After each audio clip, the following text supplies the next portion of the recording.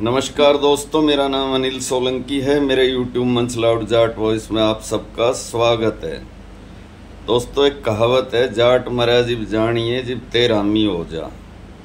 पत्थर पड़े पानी में लहर उठाए, हवा चली आग बुझाने को और आग को भड़काए, और जाट मरा जब जानिए जब तेरहवीं हो जाए। हरियाणा में तेरामी कहते हैं, पूरे देश में तेरहवीं कहते हैं। ये कहावत क्यों बनी, कब बनी और कैसे बनी, आज के वीडियो में आपको बताऊंगा। वीडियो में अंत तक बने रहें। वीडियो को ज़्यादा से ज़्यादा अपने ग्रुप में शेयर करें, लाइक करें, कमेंट करें, और जो भाई अभी अभी मेरे चैनल से जुड़े हैं वो चैनल को सब्सक्राइब भी कर दें। दोस्तों, ये कहावत बनी महाराजा सूरजमल और रोहिला पठान सरदार नजीबुद्दौला के बीच में जो युद्ध हुआ, उस युद्ध के दौरान ये कहावत बनी। 25 दिसंबर 1763 महाराजा सूरजमल का बलिदान दिवस। गाजियाबाद और दिल्ली के बीच हिंडन नदी के किनारे रोहिला सरदार नजीबुद्दौला पठान की सेना से लड़ते हुए महाराजा सूरजमल की शहादत हुई।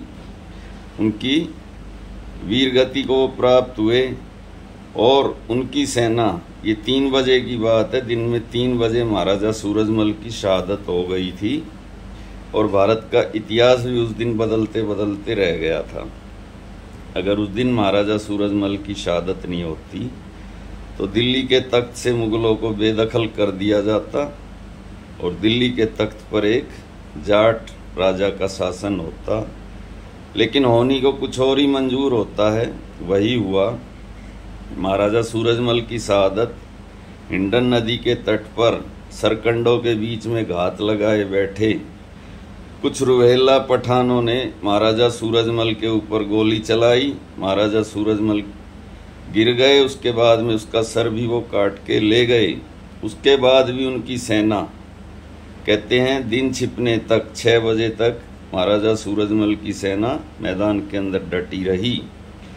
जब ये खबर नजीबुद्दौला के सैनिकों ने जाके नजीबुद्दौला को दी, और उस समय जो मुगल बादशाह था शाह आलम द्वितीय, उनको जब ये खबर मिली कि महाराजा सूरजमल वीरगति को प्राप्त हो गए, तब उन्होंने ये बात कही थी कि अगर सेना का सेनापति वीरगति को प्राप्त हो गया तो सेना कैसे लड़ रही है। ये दुनिया के इतिहास का इकलौता उदाहरण है। नहीं तो जो भी बड़ी बड़ी लड़ाइयाँ हुई हैं, बड़ी ही मजबूत सेनाएं सेनापति के वीरगति को प्राप्त होते ही मैदान छोड़कर भाग जाती थी। उसका उदाहरण है पानीपत के 2 युद्ध।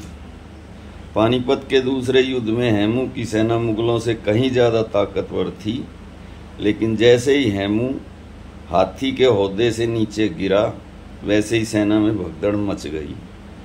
ऐसे ही पानीपत के तीसरे युद्ध में जो मराठों की सेना थी, उसमें उनके सेनापति सदाशिवराव भाऊ की जैसे ही शहादत हुई, मराठा सेना में भी भगदड़ मच गई। लेकिन ये एक रेयर केस था जो 25 दिसंबर 1763 को गाजियाबाद और दिल्ली के बीच में हिंडन नदी के किनारे घात लगाकर बैठे रोहिला पठानों ने सरकंडे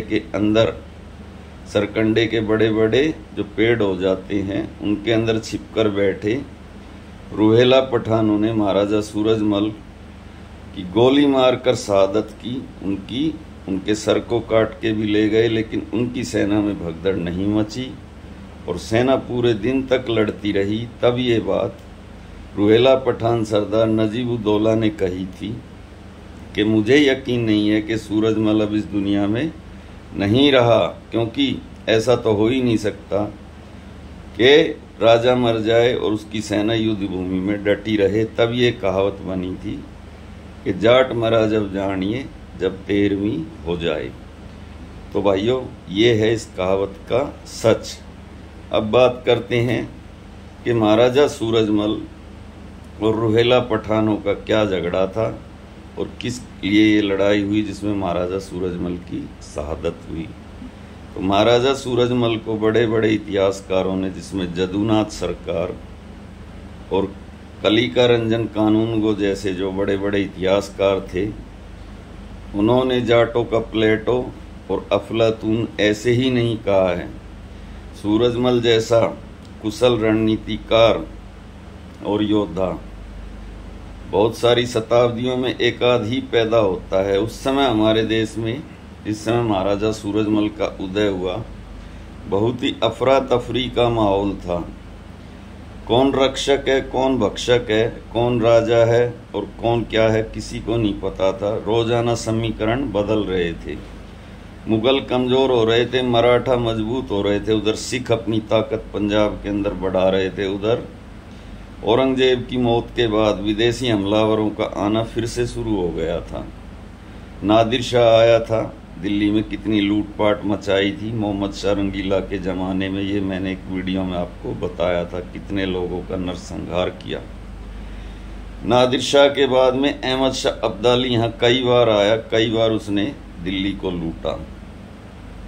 तो 1761 की लड़ाई से पहले 1757 में वो आया, उसने दिल्ली में जम के लूटपाट करी और महाराजा सूरजमल को उसने एक चिट्ठी लिखी और उसने महाराजा सूरजमल से रंगदारी मांगी, गुंडा टैक्स, जिसको राजकर बोलते थे सभ्य भाषा में। और उसमें उन्होंने ये कहा कि अगर तुमने मेरे को उस जमाने में 2 करोड़ रुपए की रकम नहीं दी तो तुम्हारे किलों को तहस नहस कर दूंगा, डीग, कुमेर और भरतपुर के किलों को। तो उसकी चिट्ठी का महाराजा सूरजमल ने ये कहते हुए जवाब दिया था कि ईरान और तुरान से एक बहुत ही बड़ा शहंशाह भारत में आया और एक छोटे से जमींदार के साथ उसने युद्ध किया। युद्ध का परिणाम क्या होगा ये तो ऊपर वाला ही जानता है। अगर आप युद्ध जीत गए तो लोग कहेंगे कि ईरान तुरान अफगानिस्तान से एक शहंशाह आया और उसने एक छोटे से जमींदार को हरा दिया। और अगर ऊपर वाले की दया से युद्ध का परिणाम विपरीत हुआ, अगर आप हार गए तो आपकी प्रतिष्ठा 1 मिनट में धूल में मिल जाएगी। आपने मेरे किलों को मकड़ी के जाले जैसा कमजोर बताया है, इसका फैसला तो युद्ध भूमि में ही होगा। अभी लोहागढ़ की तलवारों में जंग नहीं लगा है, मैं आपको कोई भी राज कर नहीं दूंगा, कोई टैक्स नहीं दूंगा। और आपने मेरी हत्या करने की धमकी दी है। एक वीर शहादत, एक वीर का सम्मान होता है। युद्ध के मैदान में इसका भी फैसला हो जाएगा। ये जवाब महाराजा सूरजमल ने अहमद शाह अब्दाली को दिया था। उसके बाद अहमद शाह अब्दाली तिलमिलाता हुआ वापिस अफगानिस्तान चला गया। फिर 1761 में वो दोबारा आया। उस युद्ध में मराठों के साथ उसका युद्ध हुआ। वो सारी कहानी आपको पता है, दोहराने की कोई ज़रूरत नहीं है। मराठों के सेनापति सदाशिवराव भाऊ ने महाराजा सूरजमल के साथ अपनी रिश्ते बिगाड़ लिए। महाराजा सूरजमल ने उस युद्ध में तटस्थ की भूमिका निभाई और मराठों की हार हुई। 1 लाख मराठे मारे गए। और जब मराठे लुट-पिट कर घायल पड़े हुए थे पानीपत के मैदान में, तो महाराजा सूरजमल ने उनकी दिल खोलकर मदद की, उनके लिए अपने दुर्ग के दरवाजे खोल दिए। उस सस्ते जमाने में महाराजा सूरजमल ने उनकी दवा, दारू, खाने पीने और कपड़े लत्तों पर 20 लाख रुपए खर्च किए थे। उनकी औरतों और बच्चों को अपने डीग के किले के अंदर सुरक्षित रखा था और बाद में उनको महाराष्ट्र तक महारानी किशोरी देवी सुरक्षित छोड़कर आई थी। जब मराठे कमजोर हो गए, उस समय महाराजा सूरजमल ने अच्छा मौका देखा और उन्होंने अपने राज्य का विस्तार करना शुरू कर दिया। 12 जून 1761 को ये जो मराठों वाली लड़ाई हुई थी, ये फरवरी में हुई थी, 14 फरवरी को संक्रांत के दिन। उसके तकरीबन 4 महीने के बाद में महाराजा सूरजमल ने 12 जून 1761 को, जो मुगलों की राजधानी थी आगरा उस समय एक बहुत ही धनाढ्य शहर था। बड़े बड़े उद्योगपति, रईस लोग, व्यापारी लोग दिल्ली छोड़ कर आगरे के अंदर बसने लगे थे, क्योंकि दिल्ली पर रोज रोज हमलों से वो परेशान थे। तो महाराजा सूरजमल ने 12 जून 1761 को आगरे को मुगलों से छीना और आगरे से महाराजा सूरजमल को जो धन और पैसा मिला, उससे महाराजा सूरजमल का राज्य बहुत ही मजबूत हुआ। उसके बाद महाराजा सूरजमल ने इस मौके का फ़ायदा उठाया और अपने राज्य का विस्तार हरियाणा और पश्चिमी उत्तर प्रदेश के क्षेत्र में, जो मुगलों का क्षेत्र था, उसके अंदर किया। और उस जमाने में महाराजा सूरजमल के साम्राज्य के अंदर 20 जिले आते थे, जिसमें 3 जिले हरियाणा के थे और उत्तर प्रदेश के 3 जिले राजस्थान के थे, उत्तर प्रदेश के 11 और हरियाणा के 6 जिले थे। ये सब मुगल साम्राज्य के अंतर्गत आते थे। यहाँ पर पठानों का, बलूचियों का शासन होता था। एक एक करके महाराजा सूरजमल ने अपने ताकत और शौर्य से सारे जिले मुगलों से छीने। उनके साम्राज्य के अंदर राजस्थान का भरतपुर, धौलपुर, अलवर जिला आता था। उत्तर प्रदेश का आगरा, जो मैंने अभी बताया, जो मुगलों की वाणिज्यिक राजधानी थी। अलीगढ़, मथुरा, हाथरस, मैनपुरी, एटा, इटावा, फिरोजाबाद, गाजियाबाद, बुलंदशहर और मेरठ, ये सारा इलाका महाराजा सूरजमल ने मुगलों से छीना। उसके बाद में हरियाणा का गुड़गांव, रोहतक, झज्जर, फरीदाबाद, रेवाड़ी और मेवात, ये 6 जिले ये नजीबुद्दौला के शासन के अंतर्गत आते थे। ये भी महाराजा सूरजमल ने मुगलों से छीने। इसके बाद में महाराजा सूरजमल काफ़ी ताकतवर हो गए और उनका राज्य का बहुत बड़ा एक इलाके के वो शासक बन गए। बहुत बड़ा राज्य उनके अधीन हो गया। उसके बाद उनका जो असली जो निशाना था वो था दिल्ली, और दिल्ली फतेह करने के लिए वो निकले थे जिस दिन उनकी शहादत हुई। अब 25 दिसंबर 1763 को 25 दिसंबर 1763 को दिल्ली और गाजियाबाद के बीच में हिंडन नदी के किनारे पे महाराजा सूरजमल की शहादत हुई।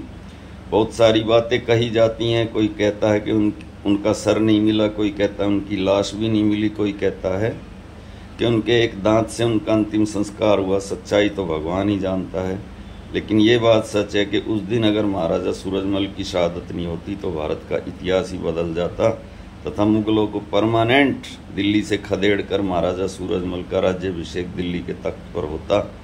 लेकिन होनी को कौन टाल सकता है?